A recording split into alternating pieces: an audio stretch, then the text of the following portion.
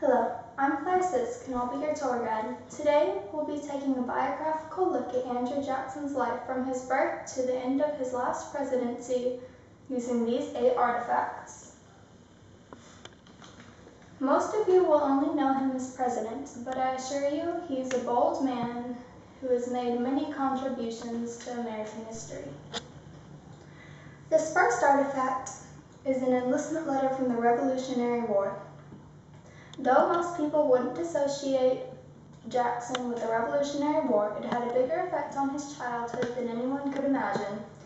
Born in 1767 in a log cabin in South Carolina, Jackson was only 9 when the Declaration of Independence was signed, and at age 13, he and his brother Robert, who was 16, joined the Army as couriers.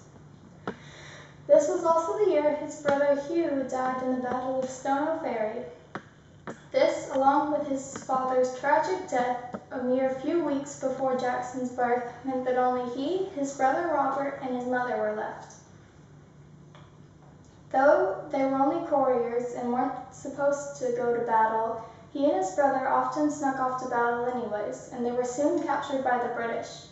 While captured, they both contracted smallpox, and though they were released rather quickly, his brother Robert died only a few days after their release. Later that same year, his mother left to go retrieve a few of their nephews who had also been captured by the British, but never arrived at her destination. She contracted ship fever and died on the way there. This meant that only age 14, Jackson had been left an orphan by the Revolutionary War. The year after Jackson became an orphan, he moved around to several of his family members' houses and worked as a saddle maker for a short period of time. However, when he was 15, he decided to pursue a career in law and studied under 2 different lawyers. He then ended up becoming a prominent lawyer in South Carolina. However, his political career in Tennessee was much more impressive. In 1795, he took part in the first Constitutional Convention of Tennessee, seeing as they had recently broken off from South Carolina, in which they made the Constitution. He then became the first congressman from Tennessee and went on to become a U.S. Senator. However, he quit his senator job to get a job closer to his family, seeing as he had married his wife earlier in 1791 and became a Tennessean judge in their superior court. Though he was quite well known in the states of Tennessee and South Carolina, Jackson didn't become a national hero until the War of 1812. Ironically, the battle he became famous for occurred after the war was over. See, after the Treaty of Ghent was signed, which ended the war, the news didn't reach many of the soldiers on both sides that the war was over until 2 weeks afterwards. During this time, the Battle of New Orleans occurred, in which Jackson led a glorious victory against the Britons, who wanted to invade Louisiana. This popularity helped him gain the votes for his presidency later on. His next big venture was the presidency. In 1824, Jackson ran for the first time against nominees such as Henry Clay and John Quincy Adams. In the end, the candidates were John Quincy Adams and Jackson. Though Jackson won the popular vote as represented in this ballot box, Adams won the electoral votes. This was supposedly through the help of Henry Clay, and this bargain was known as a corrupt bargain. Jackson held a grudge about it for the rest of his life. Although the next time he ran in 1828, Jackson was successful in winning the presidency through his arguments about the National Bank. In fact, he was so popular throughout this presidency that he won again in 1830. The next artifact is, yes, a wheel of cheese. This is representative of the huge wheel of cheese Jackson had imported for his inauguration party. Common people would often come off the street and grab huge chunks of it and take it home to their family. Jackson's inauguration party was far more wild than any thus far.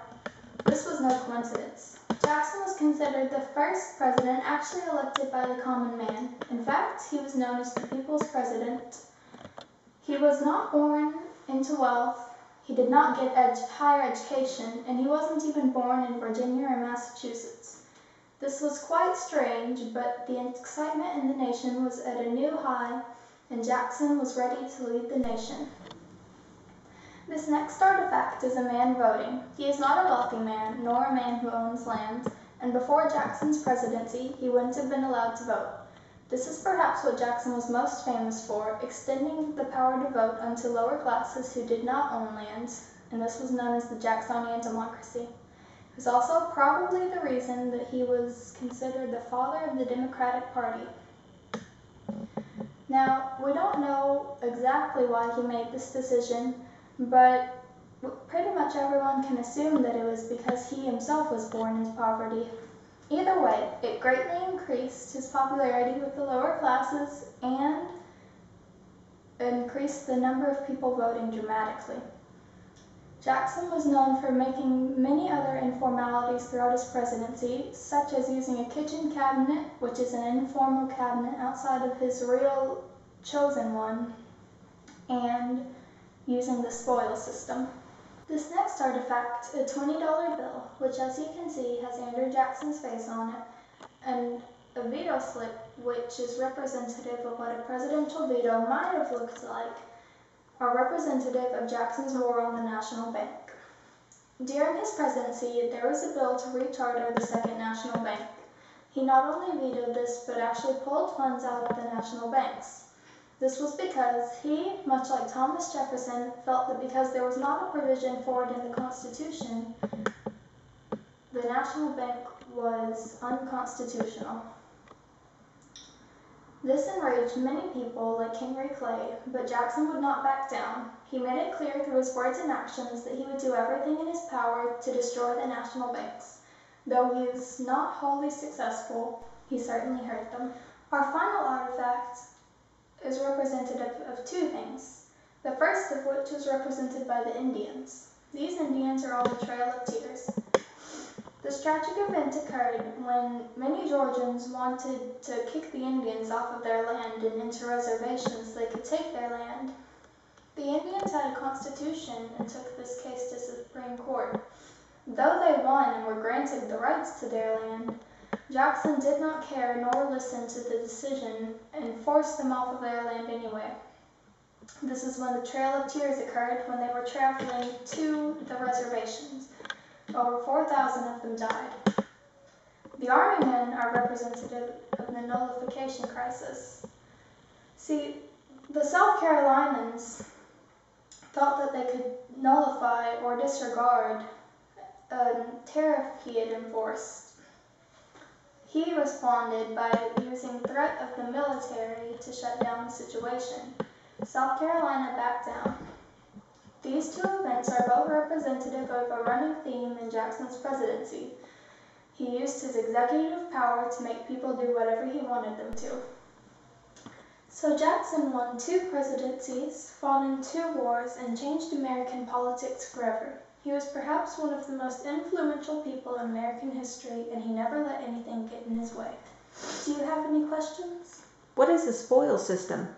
The spoils system is when a person comes into power and fires like half of the people that were already working under the position he just gained, and then hires his friends to replace them. So he creates an atmosphere of trust, respect. Did anyone ever try to assassinate Jackson? Interestingly enough, yes. In 1835, Jackson was at a funeral when a man came up behind him with 2 single-shot pistols. The first misfired, but caught the attention of the crowd. Several people, including Jackson himself, began to charge at the man. He then fired the second one directly at Jackson, but it misfired too. The man, by the name of Richard Lawrence, did not go to jail because he was apparently insane, but Jackson's chances of surviving were miraculous. The chances of both pistols misfiring were later calculated to be 1 to 125,000. Did Jackson ever kill anyone outside of the war? Actually, yes. He once killed a man for saying something slanderous about his wife in a duel. Duels were illegal at the time.